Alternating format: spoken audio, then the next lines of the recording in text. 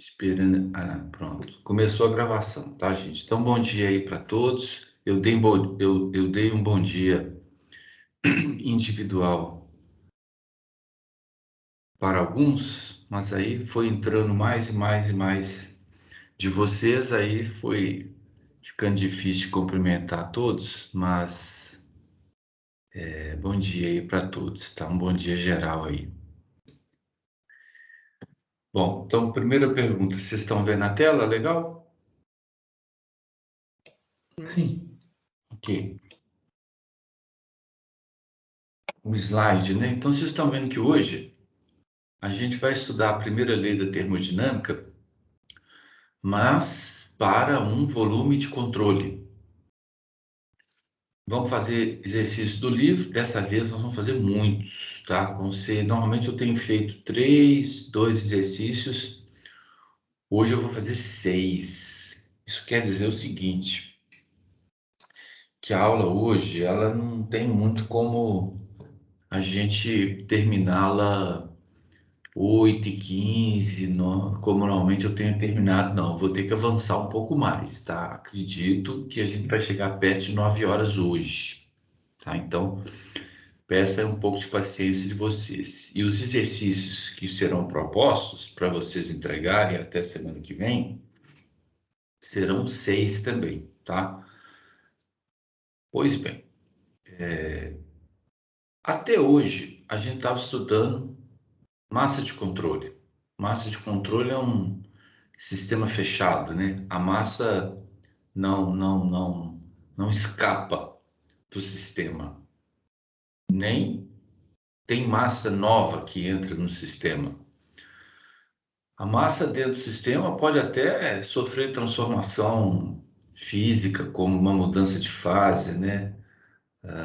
Líquido virar vapor, vapor virar líquido, né? Através de uma troca de energia com a vizinhança. O volume de controle é mais sofisticado, porque além dele continuar trocando trabalho e calor com a vizinhança, ou ganhando ou cedendo calor e trabalho, ele também recebe massa. Pode ter aqui uma entrada onde tem uma vazão mássica, que eu vou chamar de M.E. O ponto em cima do M quer dizer que é por segundo, é quilo por segundo. E o E, entrada. E tem aqui um M.S, né? Uma vazão mássica na saída. Você pode ter um volume de controle com mais de uma entrada e mais de uma saída. Por exemplo, um trocador de calor, que tem o fluido quente e o fluido frio, passando por tubulações que se tocam, né? E o fluido quente transfere calor para o fluido frio, não necessariamente porque ele se mistura com o fluido frio, mas ele transmite calor através de uma parede que separa um do outro. Você tem 2 entradas nesse sistema, né? O fluido quente e o fluido frio, e tem 2 saídas, o fluido quente e o fluido frio. O trocador de calor, como analisado como um todo, é um volume de controle com 2 entradas e 2 saídas. Outro exemplo de um volume de controle com mais de uma entrada e mais de uma saída, se você está analisando um escoamento de ar úmido. Então, quando você faz o balanço de energia e de massa nesse volume de controle, você considera a vazão de ar e a vazão de vapor de água que está presente no ar entrando. São 2 componentes, entenderam? E na saída, idem. Se esse ar úmido estiver passando, por exemplo, pela serpentina de um evaporador, onde um fluido refrigerante frio circula, parte do vapor de água condensa, né? Então, a saída desse volume de controle, você pode ter água líquida pingando, né? Que, aliás, é até interessante esse tipo de volume de controle, né? Você tem uma entrada com vapor de água e ar, uma saída com vapor de água em menor quantidade e ar. E por que o vapor é em menor quantidade na saída? Porque tem uma segunda saída, perdão, que é a água pingando. líquida, né? Então, é um outro exemplo de um volume de controle com mais de uma entrada e mais de uma saída. Bom, como que é a primeira lei para um volume de controle? Bom, a variação de energia dentro é causada, variação de energia do sistema aqui dentro, ó, ela é causada, né, a energia interna do sistema muda, porque o sistema troca calor e trabalha com a vizinhança. Até aqui é a primeira lei para sistema fechado, né, que a gente chama de massa de controle. Por exemplo, um tanque hermético que tem lá dentro do tanque um fluido recebendo calor da vizinhança. Pode ter até um êmbolo móvel que sobe quando esse sistema ganha calor e o sistema realiza um trabalho aqui, né? O calor seria positivo, o trabalho seria negativo, porque o calor estaria entrando, o trabalho estaria saindo. Mas no caso de volume controle, você tem que colocar o aporte de energia, porque tem energia entrando carregada por aquela vazão máxima de entrada, e subtrair da energia que está saindo, porque tem uma massa indo embora e levando energia consigo, não é mesmo? Então, o que a gente tem que fazer, primeiramente, aqui, é encontrar uma expressão matemática para calcular essa energia que entra e essa energia que sai através, associada ao fluxo de massa, né? Na entrada e na saída do volume de controle. Por enquanto, vamos pensar que o volume de controle tem só uma entrada e só uma saída, tá?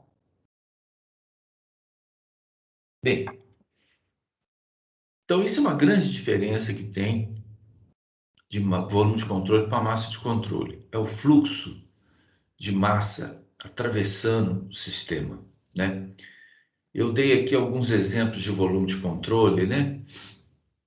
É o trocador de calor, um, um evaporador a ar, onde o ar passa através da serpentina desse evaporador. A própria serpentina, né?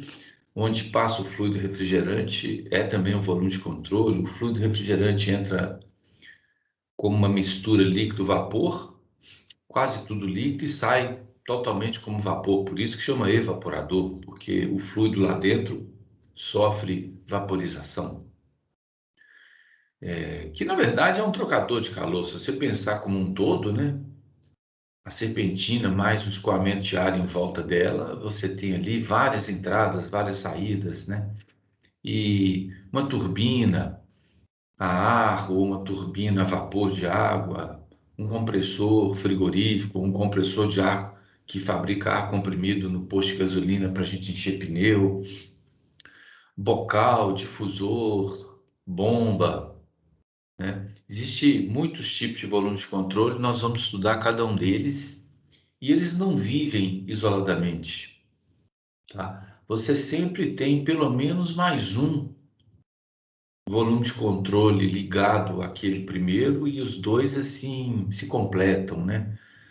Um bom exemplo é uma central termoelétrica, né? Que você tem a turbina a vapor que gira pela passagem do vapor de água nela e essa rotação do eixo vai acionar o gerador elétrico, né? O trabalho para acionar o gerador elétrico e a geração de energia elétrica no gerador. Mas de onde vem o vapor de água quente e pressurizado? De uma caldeira, né? Que é um outro volume de controle. Como é que a água líquida entra dentro dessa caldeira em alta pressão? É uma bomba de água que bombeia de uma baixa pressão para uma alta pressão essa água líquida que entra na caldeira e lá dentro ela vai ferver, porque vai receber calor e vai sair vapor superaquecido. E o vapor de água que passa pela turbina, ele tem que voltar para a caldeira no estado de líquido, passando pela bomba. Então esse vapor tem que ser condensado. Então ele passa por um condensador, né? Uma serpentina onde esse vapor quente transfere calor para um fluido frio, que normalmente é água também, vinda de um rio. É muito comum as centrais térmicas serem construídas à margem de um rio. O rio esse que vai fornecer a água para a central termoelétrica. E aí o vapor condensando em baixa pressão, ele penetra na bomba e a bomba recalca o vapor para a caldeira, aumentando a pressão dele. O vapor não, o líquido, né? Porque o vapor já virou líquido quando passou pela caldeira. Tá vendo? Um volume de controle, a saída dele, igual aqui, ó, a saída desse volume de controle, normalmente vai encontrar a entrada de um outro volume de controle, completamente diferente do anterior, mas é também um volume de controle, né? Uma turbina é um volume de controle, mas o condensador que vem depois é um volume de controle, porque nos dois tem fluido passando, tá? Bom, eu já falei qual a grande diferença de um volume de controle, também chamado de sistema aberto, para uma massa de controle, também chamada de sistema fechado. O fluxo de massa, né, através das fronteiras do sistema. As fronteiras do sistema, elas não são permeáveis apenas à troca de energia na forma de calor e trabalho com a vizinhança. Elas são permeáveis à troca de matéria, de massa, né? Massa que entra, massa que sai. Mas tem uma outra grande diferença de volume de controle para massa de controle. A massa de controle sofre um processo que tem um início e um fim. Por exemplo, eu tenho um fluido dentro de um tanque hermético. Isso é uma massa de controle. Vamos fazer um problema sobre esse sistema fechado. Como é que é o problema? Por exemplo, o fluido é uma mistura líquido-vapor de R134A com título igual a 30%. Eu te dou a massa do sistema e falo que a temperatura lá dentro é 0 graus Celsius. Aí eu digo que o sistema ganhou uma quantidade de calor igual a, por exemplo, 200 quilojoules e eu te pergunto, aonde que isso vai terminar? Essa mistura vai virar o quê? Você consegue descobrir, né? Porque você tem um aporte de calor, sabe que não teve trabalho, porque é um tanque sem fronteira móvel, o volume vai ficar constante, então você sabe que V1 é igual a V2, aí você entra na fórmula ΔU igual a Q mais W, o W é zero, o Q foi dado, 200 kJ, então isso é o ΔU, mas você tem o U1, porque o U1 é a massa vezes a energia interna U1 específica, que é o L mais X, o LV, lembram? Aí você consegue achar o 2. Com o 2 e o V2, porque o V2 é igual a V1, você tem duas propriedades, não é mesmo? Então você sabe o estado final e aí você fala, ó, terminou com tal temperatura, com tal pressão, com tal energia interna, com tal entalpia. Ali foi o final do processo. E num diagrama PV você pode até representar, né? Vai ser um processo assim vertical, né? Então, o problema de uma massa de controle é sempre um problema que tem uma duração. Ele começa, tem um desenvolvimento que dura alguns segundos, minutos, hora, não importa, a gente nem tem como calcular isso muito bem, porque a termodinâmica é uma ciência atemporal, né? Se você quiser entrar com o tempo, em geral, você precisa da transferência de calor, elas se completam, né? Termodinâmica sozinha não serve para nada. Transferência de calor sozinha não serve para nada. Essas duas são irmãs. E a mecânica dos fluidos vem junto também. Na verdade, esse trio se completa. Então, a massa de controle tem sempre um início e um fim. O volume de controle, em geral, não. Tem problema de volume de controle com início e fim, mas são problemas mais assim avançados que a gente nem estuda aqui agora. É quando você está analisando o regime transiente desses volumes de controle. Por exemplo, a partida de uma turbina ou a parada da turbina, os minutos que se passam durante a parada da turbina ou durante o acionamento dela.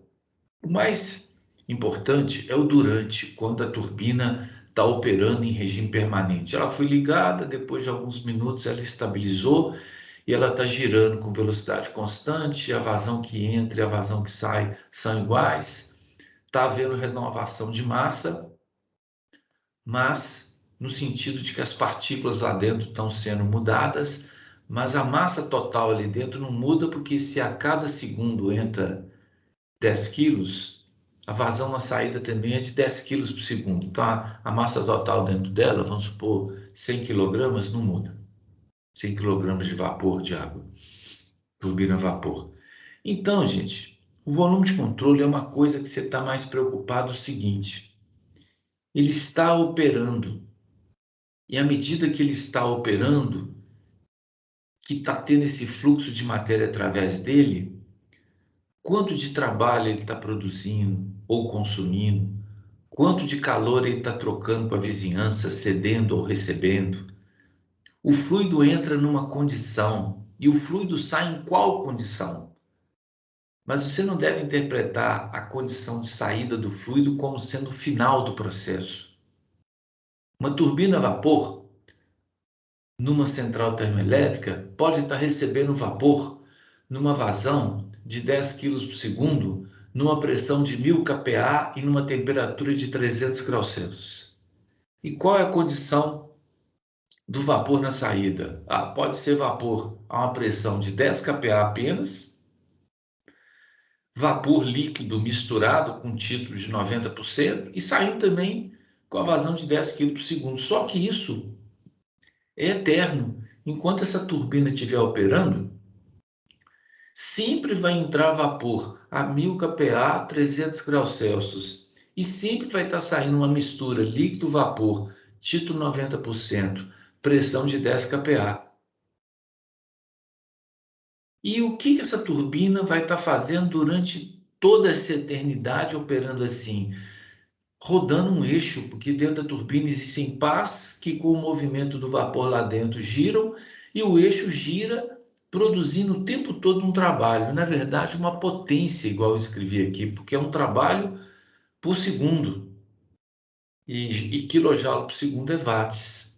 Talvez a gente tenha que considerar o calor que ela vai perder, porque o vapor que passa dentro dela é muito quente, então tem uma pequena perda de calor. Se ela está produzindo um trabalho de, por exemplo, 1 megawatts, 1 megawatts, é uma grande turbina que está gerando muita energia elétrica, ela pode estar perdendo um calor talvez de, quem sabe, 1000 quilowatts só. O que é 1000 quilowatts perto de 1 megawatts, né?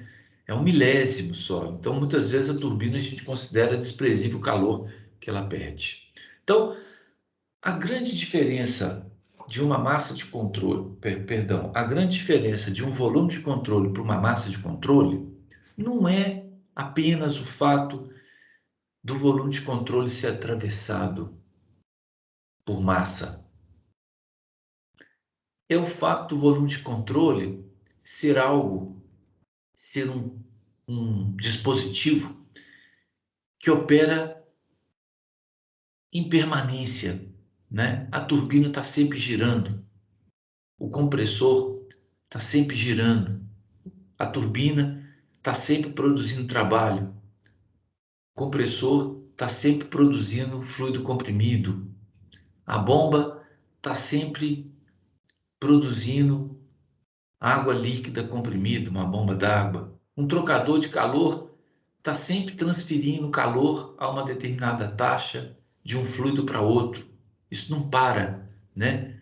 Um trocador de calor num sistema de ar-condicionado, ou evaporador, ou condensador, se ele parasse, a sala ia perder a climatização, né? Então a coisa é contínua. Bom, próximo slide. Exatamente pelo fato de ser contínuo, não faz sentido ficar falando em ΔU. ΔU é o final menos o inicial. Isso é para massa de controle. Volume de controle, o ΔU tem que ser dividido pelo tempo, pelo intervalo de tempo. E nós vamos fazer esse intervalo de tempo tender a zero, de tal maneira que o ΔU sobre ΔT vai virar o dU/dt, ou seja, a taxa de variação da energia interna dentro do volume de controle no tempo. O calor também vai ser dividido pelo intervalo de tempo, o trabalho, a energia que entra e a energia que sai. Muito bem.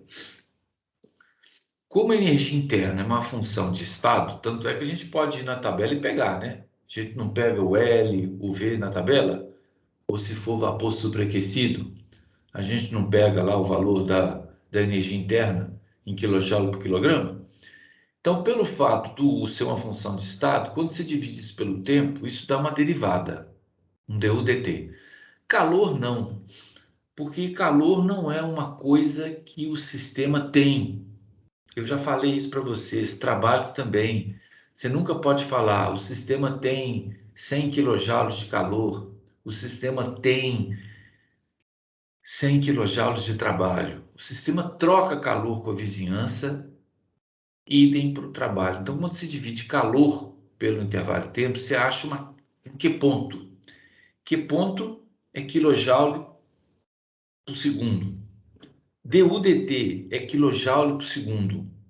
Mas se eu falar que isso aqui é 100 kJ por segundo, o dU/dt, e se eu falar que o Q ponto é 100 kJ por segundo, como é que eu interpreto isso? Bom, primeiro, esse aqui, 100 kJ de dU/dt, quer dizer que em 1 segundo a energia interna do volume de controle mudou de 100. Ela valia, por exemplo, 300 e passou para 400. Agora, 100 kJ por segundo de Q ponto quer dizer que em 1 segundo, através das fronteiras do sistema, a vizinhança transferiu para dentro do sistema, dentro do volume de controle, 100 kJ. Então, Q ponto é um fluxo de energia, enquanto que dU/dt é uma variação de energia. Existe uma diferença muito grande entre um fluxo de energia e uma variação de energia. Fluxo de energia está associado ao calor, ao trabalho, uma energia que se transfere de um lugar para outro, da vizinhança para o sistema, ao contrário. Trabalho dividido pelo tempo é a taxa de transferência de trabalho. Só que a taxa de transferência de trabalho tem um nome, tem um apelido, potência. Tá? Quando eu falar potência, eu quero dizer trabalho por unidade de tempo. O fluxo de trabalho, tá? Taxa de transferência de trabalho. Fluxo, na verdade, é quilojoule por metro quadrado, tá? Quando a gente fala fluxo, mas eu usei aqui a palavra fluxo no sentido de taxa, quilojoule por segundo. A rigor, quando a gente fala fluxo, é quilojoule por metro quadrado. Bem, a energia que entra dividido pelo tempo e a energia que sai dividido pelo tempo, nós temos que aprofundar isso, porque o que é a energia que entra? Bom, próximo slide. Quais são as 4 formas, as 4 parcelas de energia que estão contidas numa massa que está entrando, tá? Tudo que eu falar aqui tem a ver com a massa que está entrando, mas por analogia, a gente vai aplicar também para a massa que está saindo, tá? Cinética é a primeira, acho que ninguém duvida disso, né? Porque aquela massa que entrou, ela tem uma velocidade. Então, a massa, ME, vezes a velocidade, VE ao quadrado sobre 2, é a energia cinética de entrada. Claro que você vai ter também a da saída, energia cinética na saída. Massa que saiu, velocidade na saída ao quadrado sobre 2, velocidade do fluido. Daqui a pouco a gente vai dividir isso pelo tempo. E aí, esta massa que entrou dividido pelo tempo vai ser o M ponto, tá? Outra coisa que a massa que entra e que a massa que sai tem, energia potencial gravitacional. Você imagina que o nosso volume de controle é um tubo, é uma tubulação de 30 metros de comprimento que está ligando uma bomba que está no solo até o alto de um prédio, 30 metros de altura, onde lá no alto tem um reservatório de água do prédio, no qual a água vai cair, vai depositar. Muito bem. Quem é o volume de controle? A bomba é o volume de controle. Afinal de contas, você tem ali massa de água atravessando a bomba. Mas a tubulação, com 30 metros de comprimento, é o volume de controle seguinte, porque tem água entrando e água saindo da tubulação lá no alto. A água que entra tem uma altura zero, não tem? O Z aqui, ó. E a água que sai não tem uma altura de 30 metros. Então, energia potencial gravitacional isso, né? Você sabe que o mais importante não é a energia, é a variação da energia, né? Então, aqui tem uma grande variação, porque a altura era zero e depois a altura virou 30 metros. Por isso que a gente considera muito a energia potencial gravitacional no caso de tubulações na vertical. Energia interna, né? Claro, né? Lembra do problema da turbina que eu falei agora mesmo? Vapor de água entrando na turbina a 1000 kPa e 300 graus Celsius. Tem muita energia interna aqui, não tem? Aonde que eu pego essa energia interna? Na tabela, aquela mesma tabela que nós trabalhamos com ela, aquelas tabelas que nós trabalhamos com elas nas 3 primeiras aulas, vão acompanhar a gente pro resto da vida. Por isso que eu fiquei assim tão devagarinho lá. A termodinâmica é uma escada que a gente sobe degrau por degrau. Nós estamos no 4º degrau hoje, né? A 4ª aula. Não dá para ir para o 4º degrau sem passar pelo primeiro, pelo segundo, pelo terceiro. É uma escada que você vai subindo, tá? Transferência de calor, não. Transferência de calor são 3 escadas diferentes. A escada da condução, a escada da convecção, a escada da radiação. São quase que 3 cursos dentro de um só. A termodinâmica é linear. A gente estuda o próximo capítulo usando tudo aquilo que a gente viu no capítulo anterior. Isso é bom, né? Porque quem está começando hoje, claro, né? Matheus Carvalho está começando hoje, vai ter que dar uma recordação na aula 1, 2, 3, que está gravada, mas hoje nós vamos falar muita coisa que a gente já falou lá atrás. Então a gente vai sempre renovando, a gente vai estar sempre estudando o que a gente viu antes na termodinâmica. Isso é uma coisa boa da termodinâmica. Eu acho que dar aula de termodinâmica é fácil por causa disso. A gente nem percebe, né? Vocês nem percebem isso, mas isso acontece. Então, se eu pegar a energia interna na tabela e multiplicar pela massa que entrou, eu obtive a energia interna total que entrou. Idem se eu fizer esse produto pegando a energia nas condições de saída. Eu tenho que ter as condições de saída. É vapor a 10 kPa, título de 90%, é vapor úmido. Eu tenho como entrar na tabela da pressão, entrada em pressão, e pegar o L, o V, e aplicando a fórmula o L mais o título, 90%, vezes o LV, né? Eu acho essa energia. Se eu tenho quanto que vale a massa, eu tenho a energia total que saiu. E tem um último, gente, trabalho, tem uma última energia, que é mais difícil de entender, que é o trabalho para empurrar a massa ME para dentro do volume de controle, ou o trabalho para expulsar a massa MS do volume de controle. Trabalho, você sabe, né? Trabalho é força vezes deslocamento. Não tem uma força que está agindo ali, empurrando a massa para dentro? E essa massa não sofre um deslocamento? Deixa eu voltar o primeiro slide aqui. Então, vou voltar aqui para trás 2 slides. Você está vendo esse quadradinho aqui, ó, que está do lado de fora do volume de controle? Então, faz de conta que aqui tem uma massa aqui. E que essa massa aqui é a massa ME.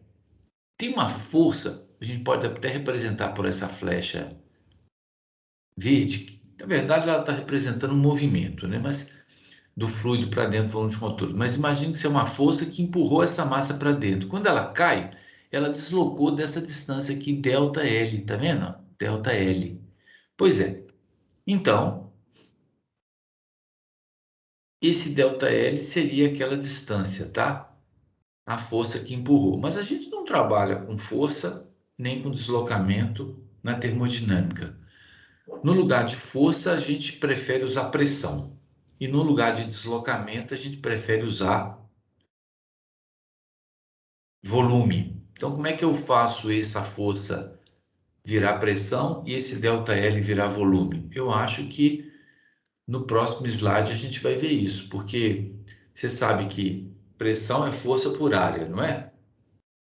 Então, quer dizer que a força é a pressão vezes a área. Que área que é essa? Bom, deixa eu voltar o slide lá para trás. É essa área aqui, ó, dessa seção transversal, tá bom? Essa área aqui, ó. Se eu multiplicar essa área pelo ΔL, você concorda que vai ser esse volume aqui? Então, essa área vezes esse ΔL, que vai ter tanto na entrada quanto na saída, representam, na verdade, o volume ocupado pela massa ME e o volume ocupado pela massa MS. Agora, como é que eu posso pegar esse volume e transformar em volume específico? Bom, é só você pegar o volume específico e multiplicar pela massa, porque isso é o volume total. Então, esse ΔV, vamos dizer aqui, ó, esse volume ocupado aqui, lembra lá daquele retângulo, daquele pedacinho retangular, era um tubinho, um pedacinho de tubo. Ele tem um volume. E se você pegar o volume específico do fluido nas condições ali de entrada e multiplicar pela massa, você tem um trabalho de entrada. Pronto, então o trabalho de entrada é a massa que entra, a pressão na entrada vezes o volume específico. Muito bem, nós vamos ter que dividir isso pelo tempo, não vamos? Então, quando se divide pelo tempo, esse tempo vai afetar na massa que entra. Então, essa massa que entra pelo tempo é o que a gente chama de vazão mássica. E repara que essa massa que entra, ela apareceu na energia cinética, ela apareceu na energia potencial, ela apareceu também na entalpia, tá? Então, a fórmula é essa, é vazão que multiplica essa soma. Acontece que a energia interna mais o produto da pressão vezes o volume, a gente já aprendeu. O que é isso, gente? U mais PV. Não é entalpia? Então, a fórmula final vai ficar assim, ó. Trocando, né? U mais PV por entalpia, a fórmula final vai ficar essa aqui, ó. Aqui eu já estou colocando a fórmula final. Du dt igual a Q ponto mais W ponto, mais vazão que entra, que multiplica entalpia que entra, velocidade ao quadrado sobre 2 velocidade que entra, mais GZE, que é a cota, a altura da entrada do volume de controle em relação ao nível de referência, menos a mesma coisa na saída, tá? Bom, além dessa equação, uma outra equação importante é o seguinte, a vazão que entra menos a vazão que sai, se uma for igual a outra, não tem variação de massa dentro do sistema, é claro. Mas se elas forem diferentes, vamos supor, vazão que entra é 10 kg por segundo e a vazão que sai é 8 kg por segundo. 10 menos 8 não dá 2? Então, isso aqui vai dar 2. Qual que é a diferença do quilo por segundo no M ponto do quilo por segundo do dm/dt? Olha, 10 kg por segundo quer dizer que ali na fronteira, na entrada do volume de controle, a cada segundo está entrando 10 kg de fluido para dentro do sistema. Se estão saindo 8, o que quer dizer 8 kg por segundo para o M.S? Que a cada segundo sai 8 kg. Mas o que quer dizer esse 2 kg por